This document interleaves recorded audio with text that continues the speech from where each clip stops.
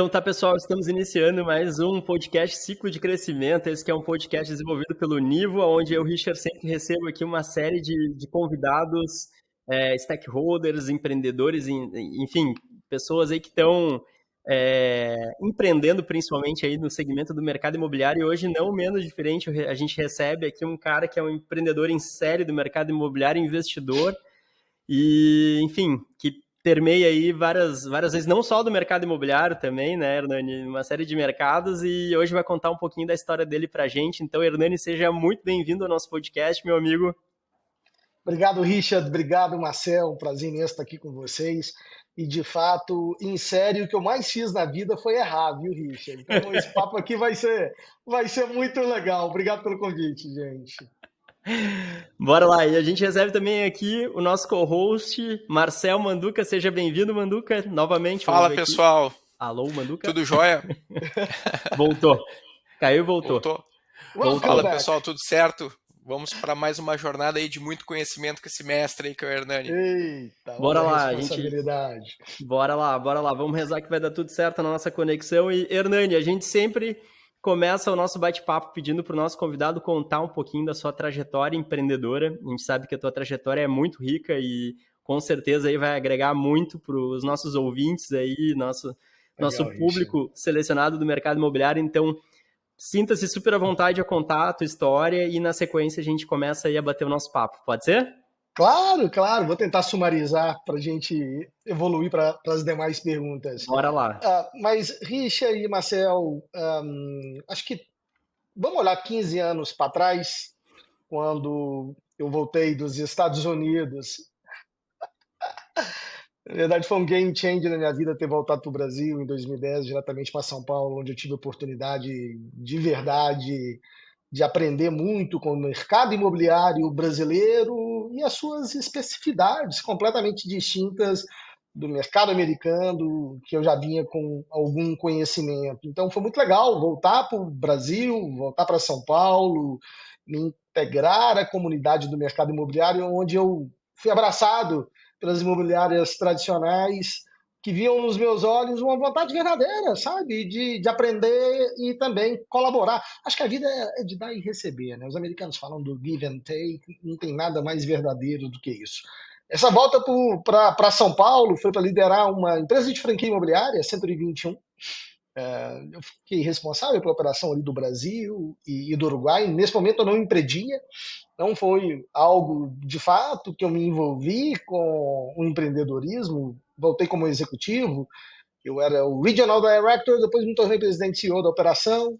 2012, assim como toda pessoa de mercado, assim, faço sempre uma metáfora com o jogador de futebol, eu troquei de time.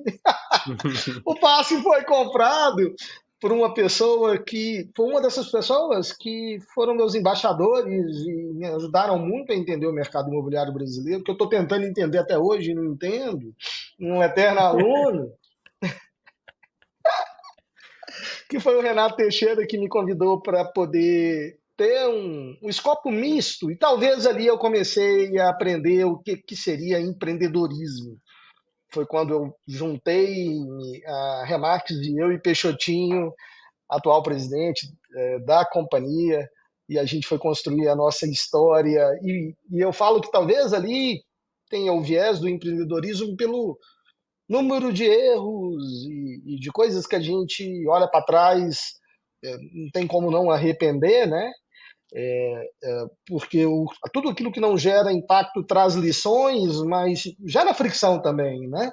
Então eu olho com muita humildade e também com responsabilidade. Porque se eu fiz algo que poderia ter sido melhor, fica aquele sentimento de ter que devolver para o mundo e tentar virar essa página com tranquilidade. Então a Remax ela foi um momento muito importante da minha vida. Nessa época eu comecei o primeiro investimento anjo ali, olhando para produtos de tecnologia, ajudando também ali o Viva Real, na Series B. O Viva Real, quando foi fundado lá pelo Brian e por Diego, amo os dois, mas amigo meu mesmo é o Diego.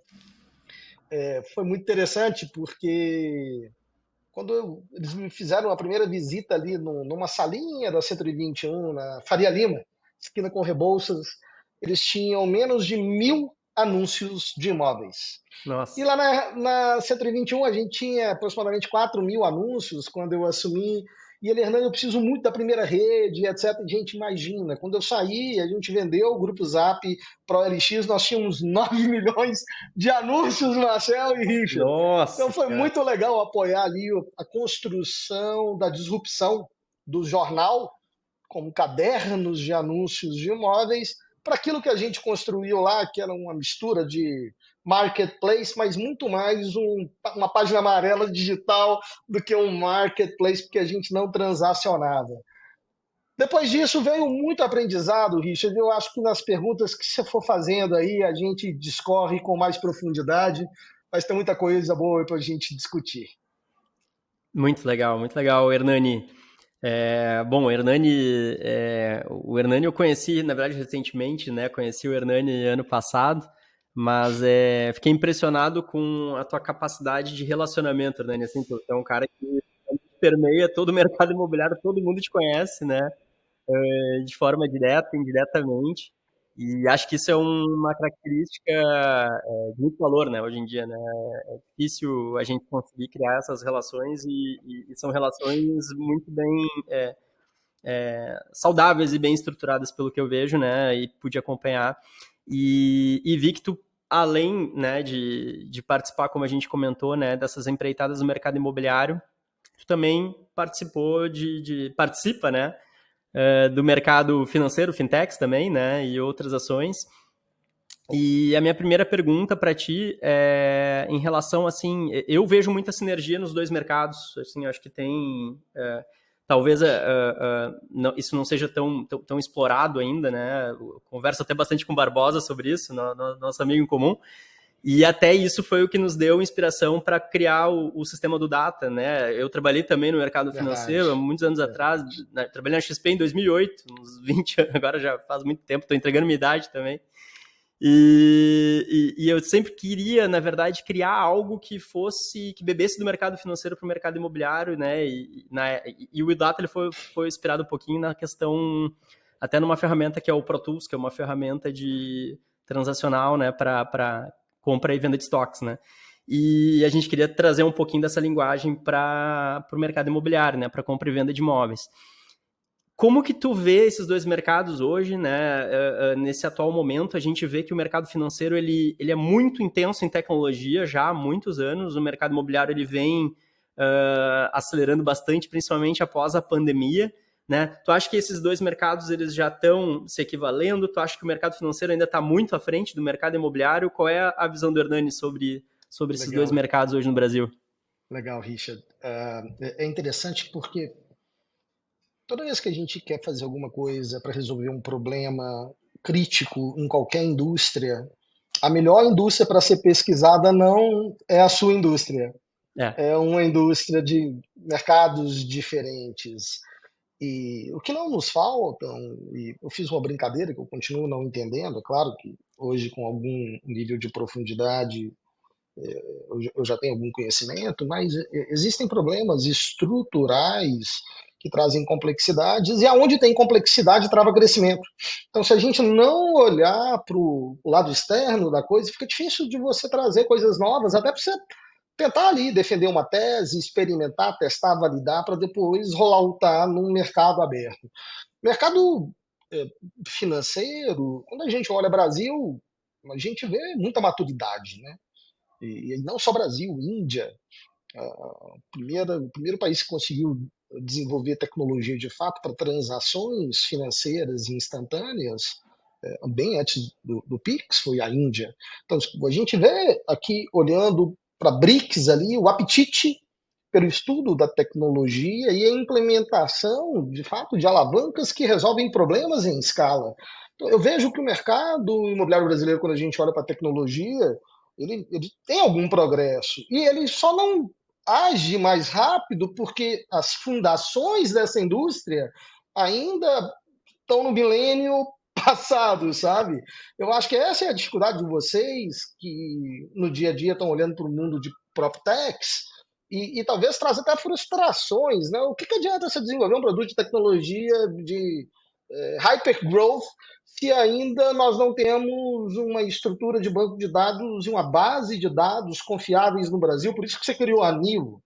Né? Então, também, aonde está muito desorganizado, existem oportunidades para o empreendedor tentar, de fato, corrigir ali, não a transação imobiliária end-to-end, que é muita coisa, né? A jornada é muito longa e tem muita fricção, mas tem oportunidades ali, se a gente conseguir resolver pedacinhos dessa jornada, já ajuda demais. Eu vejo que o futuro daquela parte que não é humanizada da transação, acho que todas as empresas de todos os mercados, elas são uma fintech, sabe, Richard? E não pode ser diferente, né, Marcel? Na indústria imobiliária. Mesmo porque a gente estaria abrindo mão, e talvez olhando para métricas de fintech como TPV, como float e afins, uma oportunidade muito grande de você capturar receitas novas para a indústria imobiliária e para as empresas que transacionam nesse ecossistema. Então, eu acho que seria um desperdício e pouco inteligente você deixar de lado, capturar aí novas soluções, novos serviços, mais conveniência, se acelera a transação, você resolve o problema do seu cliente, seja comprador ou vendedor, com muito mais eficiência e captura novas receitas. Então, me parece Hoje mesmo, Hernani, nós nos encontramos pessoalmente, eu e Richard, falamos exatamente sobre essa dificuldade do mercado, que é a gente conseguir extrair dados, né? Dados é o novo petróleo de vários mercados, e do mercado imobiliário, então, nem se fala, pela própria escassez. Eu acho que não falta inteligência para o mercado brasileiro aplicar tecnologia no mercado imobiliário, mas falta dados. E aí o comportamento dos usuários deste mercado precisa mudar. As crenças limitantes do mercado precisam mudar. As ortodoxias do mercado, aquilo que coloca como um fato e que não vai mudar, precisa ser quebrado. E por mais que a gente esteja em 2025 falando sobre uma nova revolução, né, tão grande quanto a revolução da internet, que é a inteligência artificial, hoje ainda a gente precisa fazer esse processo de evangelização dentro das nossas imobiliárias, para a gente poder nutrir e enriquecer esses dados, e aí a gente poder ter qualidade no processamento. E aí, quando a gente tem esse lastro de qualidade de processamento de dados, a gente tem infinitas possibilidades. Né, você faz muito, né, Brasil, Estados Unidos, a grande diferença do nosso mercado para eles, até eles têm uma visão um tanto conservadora de mercado imobiliário, mas eles sabem utilizar muito bem os dados, porque os dados eles detêm. Não, buscando eficiência, eu vejo que acho que a estruturação da indústria tem uma dificuldade ali crônica para o empreendedor do mercado imobiliário. Aí eu estou falando do empreendedor, sobretudo, de transações e de intermediação imobiliária, que são quase intransponíveis.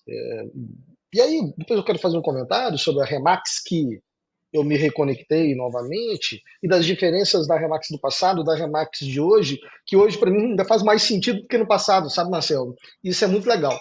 Porque é o seguinte, a gente não vai resolver o problema da organização do mercado secundário no Brasil, porque o mercado primário, a gente já vê, além do movimento da Abrainc controlar ali, de você ter uma visibilidade maior dos dados transacionados, porque passam majoritariamente por um único canal de distribuição, que é a incorporadora, super organizado.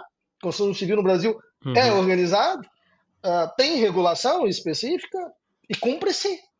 A gente olha também ali um potencial fácil de medir, porque majoritariamente passa por financiamento, crédito, então você consegue acompanhar o fluxo do dinheiro, consegue fazer atribuições e consolidar dados, mas é no mercado secundário onde boa parte dos imóveis não tem registro.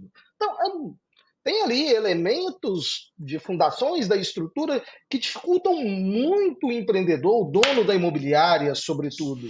E só 40% das transações imobiliárias do Brasil passam por um intermediador. Verdade. No mercado secundário. Verdade. Isso, e olha o tamanho, né? Olha o tanto. dessa indústria. E aí, como você não tem essa eficiência, você não tem a base de dados, quem perde com isso é o usuário, é o consumidor, gente. Então, toda vez que eu olho para isso, eu olho com muito respeito, porque a gente está falando sobre a jornada de compra do bem mais caro das famílias brasileiras, onde eles têm uma péssima experiência, porque a gente não tem uma estrutura organizacional. E aí, como é que a gente vai resolver isso? Acho que vai demandar muito tempo, né, Richard? Vai demandar Uhum. muito tempo, Marcel. E aí eu acho que cada um tem que olhar para aquele impacto que consegue gerar naquele microespaço que te pertence e resolver o problema de dentro para fora, sabe? Tentando corrigir isso de alguma forma. E a gente aqui na Remax, a gente corrige não abrindo mão da exclusividade da venda, de representação da venda do cliente vendedor, o que me parece ser muito bom para as famílias brasileiras ali, sabe? Não estou olhando para o interesse econômico, eu estou olhando sobre o aspecto legal da organização. E aí tem várias fricções em torno disso, né? Mas hoje a gente já tem 63 mil exclusividades. Marcel, Richard, quando a gente começou a falar desse tema lá em 2016, antes de eu sair da Remax e ir para o Grupo Zap, depois da fusão de Viva Real com Zap Móveis, a gente contava casos de Portugal, contava os casos dos Estados Unidos, contava os casos de fora. A gente não tinha massa crítica. A gente não tinha conseguido ainda validar a escalabilidade dessa tese. Mas, enfim, um dia chegou, sabe? Persistência e paciência do Peixotinho, ali seguindo o playbook do Dave Lineker, e o cara conseguiu. Hoje a companhia tem 12 mil pessoas na força de venda, e ainda muito o que melhorar, o que desenvolver, mas a entrega e a experiência que lá na ponta as famílias têm a oportunidade de experimentar é muito legal. É seguro, é seamless, né? Ali o número de fricções é muito pequena, parte legal, olhando do ponto de vista de precificação, porque aí usa os dados, né? Aí a gente volta para o ponto que vocês estavam trazendo. Então eu acho que a gente não muda o mercado imobiliário brasileiro, mas puta, o Marcel muda aonde ele dirige. O Richard muda o pedaço dele através Uhum. da Nivo, aonde ele consegue organizar. O Hernani faz lá a parte dele com os franqueados, com os corretores empreendedores. Os meus franqueados são meus sócios de responsabilidade, porque essa bagunça é uma sociedade que a gente tem para organizar, né? E tem oportunidade para todo mundo. Ah, excelente, né? Excelente. É, eu vejo que esse ponto que tu tocou da exclusividade é um ponto nevrálgico, assim, né? De toda a estrutura, não estrutura, de toda a estratégia, né? Que foi implementada pela Remax, que eu vejo que era uma estratégia que talvez estivesse sendo abandonada sistematicamente aqui no Brasil, né? Muitas imobiliárias já estavam indo para um caminho contrário. E eu acho que a Remax trouxe de volta, né, principalmente a Remax, né, trouxe essa cultura da exclusividade forte novamente para o mercado brasileiro. E tem dado muito certo, de fato, né? A gente vê que os franqueados Remax, né, enfim, tem tido muito sucesso nessa estratégia. Como que tu enxerga esse processo a longo prazo, Hernani, da exclusividade no mercado brasileiro? Tu acha que cada vez mais ele vai se consolidar ou aumentando os players, isso tende a mudar no longo prazo? Vai ser assim? Realmente, esse é o core, é a estratégia. A exclusividade é o segredo, da receita do bolo? Ou tu acha que isso, principalmente com o fortalecimento das redes, tende talvez a mudar? Eu acho, primeiro, que essa resposta merece um cheque de alguns milhões de dólares ou bilhões. Vamos Quem trazer o. souber. Eita! Mas é muito legal a gente falar sobre isso, porque eu vejo. Existem quatro modelos, né? Tem lá aquela bagunça que o Marcel comentou, venda direta. Então, super traz uma insegurança para o processo enorme, o número de fricções uncountable ali, uma experiência frustrante, muito problema, né? É só a gente olhar e fazer uma pesquisa na justiça brasileira para a gente tentar entender o tamanho da bagunça. Você tem a não exclusividade, que na verdade o open listing, ou listagem aberta, é nada mais, nada menos do que uma estratégia. estratégia do cliente comprador. E tá tudo bem. Já tive conversas assim profundas com o Admar, que é um cara que eu amo, e a gente tinha conversas assim que a gente discorda muito um do outro, e eu sou apaixonado por ele, aprendo muito com ele. E eu brincava na época de Grupo Zap, eu falava, cara, fica fácil com um budget de 2 milhões por mês, 3 milhões de reais por mês, trabalhar o cliente vendedor, ó, com o cliente comprador, gerando leads qualificados com uma secretaria de vendas daquela aquele nível de robustez que a Casa Mineira tinha, sabe? Então dá para poder ser muito feliz trabalhando no cliente comprador. Existe aquela exclusividade tradicional, né, que trabalha o cliente vendedor, mas que tem uma ambição muito grande de representar o cliente comprador e vendedor ao mesmo tempo para proteger a margem inteira dos honorários, né?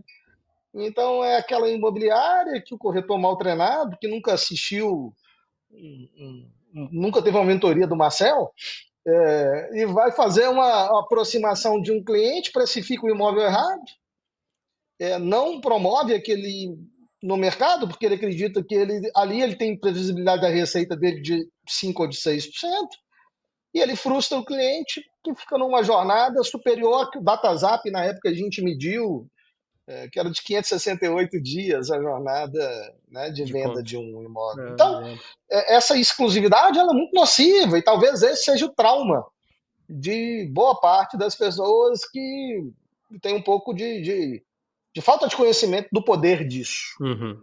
Né? Tem os vieses. E existe a quarta, que é a representação exclusiva, que eu aprendi agora com a volta da minha Remax. Porque naquela minha época lá, na minha primeira fase, eu não conhecia esse conceito.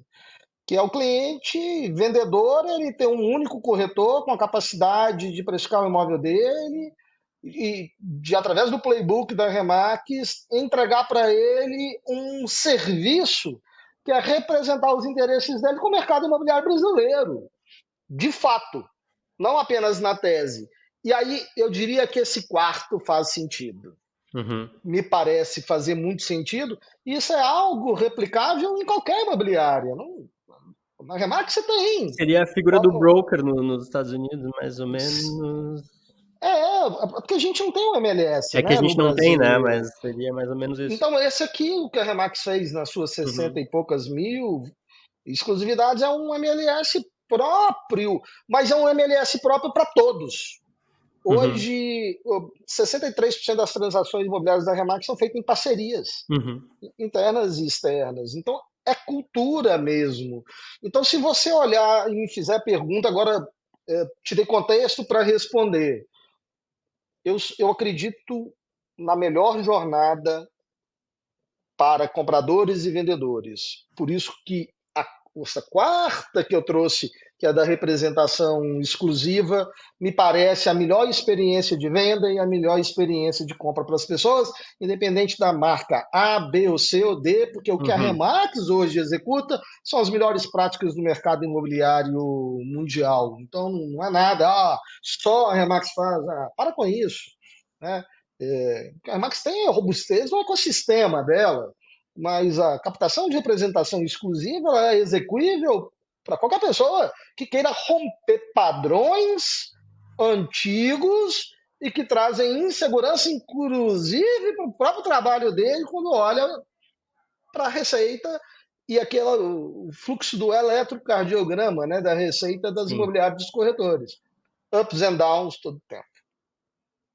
E aí você pode trazer a inteligência artificial, você pode trazer engenharia quântica, tudo isso vai acelerar a experiência, tudo isso vai fazer com que a gente tenha uma entrega muito melhor, mas eu estou falando da fundação. A fundação ela é super importante, porque a melhor tecnologia sendo utilizada na melhor fundação me parece de ser de benefício para as pessoas. E aí eu olho só as pessoas. A gente tem que olhar o que a gente vai resolver o problema das pessoas. Se a gente conseguir chegar lá, a gente vai fazer algo que vai gerar muito impacto e vai gerar muita receita para todo mundo. E todo mundo vai ficar feliz, sabe? Excelente. Manduca, quer fazer algum apontamento? Nossa, eu tenho tanta pergunta para fazer para o Hernani. Hernani, qual é a diferença da Remax Estados Unidos e Remax Brasil? Eu acho que talvez a pergunta é o que tem de igual, né? Não sei até agora, mas porque tem tanta diferença, né? Eu acho que o primeiro ponto é, olhando para o playbook, para processos, é a mesma coisa, mas existe um, Tem um um tempero componente. brasileiro ou não nessa nova investida da Rimac? Toda vez que a gente tentou colocar tempero brasileiro, a gente fez errado, deu ruim. Então, quando a gente quase quebrou e a gente teve muita dificuldade financeira, Marcel, a gente fica, por isso que eu falei dos perrengues, dos erros, né? Poxa, é muito legal olhar os meus aprendizados, os meus erros, os investimentos, empresas, né? Não, eu tenho 13 investidas com a Paula, minha esposa. A gente tem uma empresa onde majoritariamente é de anjo, de angel investment, mas eu tenho outras que eu coloquei muita grana, sabe? Que perdi e cresci. Então, cara, não tem aqui nas costas, só eu sei, a Paula sabe os perrengues que a gente já passou na vida. Teve uma época onde a gente estava investindo, que nada estava dando certo, 2015, 2016, 2016, mercado imobiliário andando de lado, nós tínhamos uma Selic de 15%, né? A gente chegou nos mesmos níveis novamente, impeachment da Dilma e etc. E que, cara, a gente vendia muita franquia e fechava muita franquia e não tinha receita por corretor que dava sustentabilidade para muitos, tinha para poucos, mas aquela coisa não estava escalando dentro da Remax. Tem uma época que Peixoto e eu, a gente não tirava dinheiro. Eu ia para a fila do supermercado fazendo conta no celular para não chegar lá e não passar no caixa e deixar mantimento ali do lado. Isso ninguém fala. A gente entrava no carro, ia num único carro trabalhar na Remax porque não tinha gasolina para dois. A gente precisava economizar, sabe? A vida foi de muita dificuldade. E as vitórias acontecem quando a gente é honesto, trabalha duro e de forma inteligente, né? E aí, a forma inteligente na Remax foi parar de tentar tropicalizar e trazer o tempero brasileiro. Então, quando eu olho para os processos, são os mesmos no americano. Mas a forma de executar isso no Brasil tem um componente que chama gente e que chama cultura e que demorou muito. E os maiores problemas que a Remax tiveram foram da liderança da Remax. Foi nós mesmos. A culpa é nossa, sabe? Porque tinha ali Mas um gênio. de mentalidade, Hernani? Tinha ali um inteligente ali querendo mudar tudo. O cara de Harvard querendo mudar tudo, que muito inteligente, vou fazer melhor que esses caras. E deu tudo errado, porque a gente tentava trazer uma camada de. Sabe o Big Mac? A quantidade de. Os maiores chefes do mundo devem ter muita vontade de chegar ali no McDonald's e mudar aquela receita daquele sanduíche ruim. Mas aquele sanduíche ruim, cara, é maravilhoso para milhões e milhões de pessoas. Nós vamos julgar que quem é feliz Deixa comendo quieto, Big Mac Big está Mac. errado. Exato. Esse é o ponto. Big Mac não se mexe na estrutura. A gente mexeu. No dia que a gente foi executar o Big Mac sem muita genialidade, as coisas deram certo para gente. Então, eu acho que, olhando para o ponto de vista das pessoas e da cultura, é o que é realmente muito diferente de mercados mais maduros. E aí eu já não estou falando mais de estrutura organizacional, de mercado imobiliário, eu estou falando sobre a execução das coisas que têm que ser feitas, né? Então, a gente aprendeu a ser menos inteligente, do ponto de vista de trazer facilidade em não criar algo novo naquilo que já é escalável no mundo. Marcel, uma das melhores coisas que eu aprendi na minha vida foi 2 murros no estômago que eu já tive.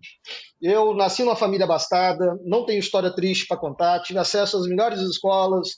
Minha vida foi sempre uma vida onde minha família envidou dos melhores esforços para que eu desse certo, sabe? E quando a gente, puta, heterossexual, branco, nasceu numa família abastada, blá, blá, blá, blá, blá. Você vira um produto lá da minha geração, vocês são novinhos, eu sou geração X. Tem ali um pouco de podridão ali nesse produto do passado, sabe? E aí você cria visões, assim, tóxicas das coisas. Eu fui convidado uma vez para dar uma palestra da Remax na Bolívia. Eu falei, Bolívia? Meu Deus do céu, eu, americanizadozinho, vou pra Bolívia? Cara, eu fui pra Bolívia para poder agradar o regional de lá, cara maravilhoso, o Oliver e a Mariane, para poder dar uma palestra e etc. Ô, Marcel e Richard, eu fui humilhado. Cara, cara, quanto tóxico eu era, sabe? Que maravilha foi essa experiência para minha vida. Encontrei pessoas de altíssimo nível intelectual, humildes, colocando tapete vermelho para me receber, sabe? Bolívia já trabalhava com exclusividade, eles já dominavam aquele mercado da Bolívia desde o D0, e a gente ficou aqui os inteligentes tentando mudar. Depois eu fui convidado para poder dar uma palestra no Paraguai. Cara, César Cáceres, dono da Remax Paraguai. O cara tem 65% de market share. Organizou o mercado imobiliário do Paraguai 100% exclusivo. Então, às vezes a gente precisa, de fato, evoluir como ser humano, evoluir como homem, como líder, sabe? Ter humildade necessária para começar a executar e parar de inventar moda. O franchise ensina isso em todas as áreas, sabe? Segue o manual.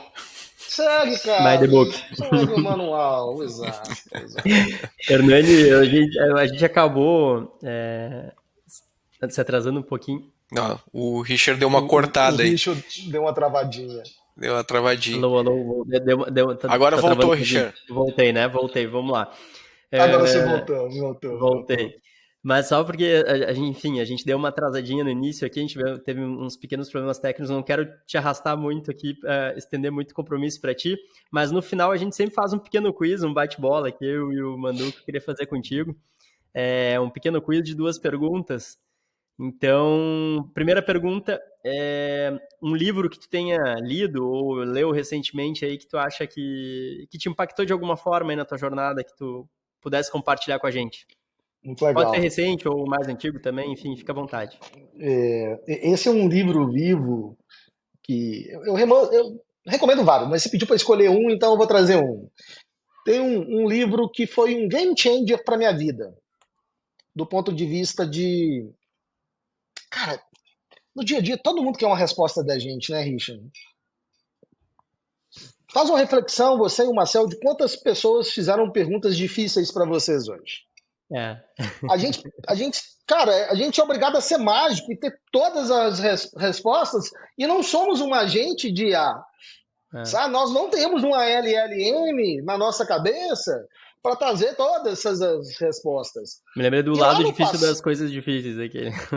Exato! The Hard Things About Hard Things. É muito bom esse. The Hard Things, sabe? Esse livro foi uma mudança na minha vida. Foi lá que quando, na época, eu estava estudando Vale do Silício. Esse livro é excelente. E eu estava olhando e às vezes ficava... Cara, é aceitável dizer, não sei. É aceitável dizer, Richard, cara, vou ter que estudar e voltar para você. Não tenho a resposta. Você sabe o que eu fazia antes, Richard? Eu queria dar uma resposta. As pessoas me perguntavam, Hernani, qual foi o faturamento do bababá? Eu não sabia. Eu falava, 14 milhões 382 e 40. Cara, eu acabava de inventar aquele número. Pode ser presidente. Sabe?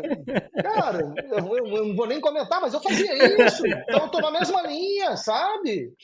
E então eu tinha, por vezes, na minha história, eu dei respostas sem racionais analíticos nenhum, porque eu tinha muito medo das pessoas olharem para mim e dizer, como assim, Hernani? Você não sabe? Isso é básico. Cara, hoje eu sei que nada sei, minha vida mudou.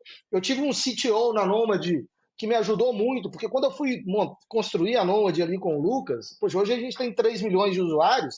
Quando a gente começou esse negócio lá, tinha 8 mil no meio da pandemia, e eu não sabia nada de fintech. As pessoas falavam assim, Hernani, você viu ali o QIC? Eu falei assim, o que isso é de comer? Eu, como taurino, achava que isso era doce, sabe? E as pessoas ali foram me ensinando, cara, que era possível, era aceitável não ser especialista em fintech para poder ajudar a construir uma fintech.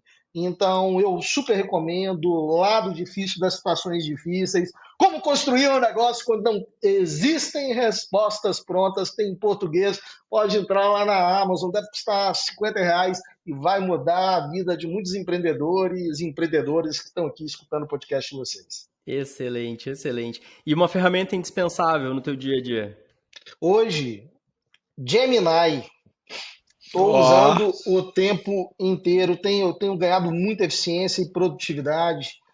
Eu tenho 3 Geminis. Eu tenho o meu Gemini que eu utilizo aqui no meu dia a dia, dentro da Remax, porque a gente o pacote nosso é um pacote Google, então eu tenho acesso.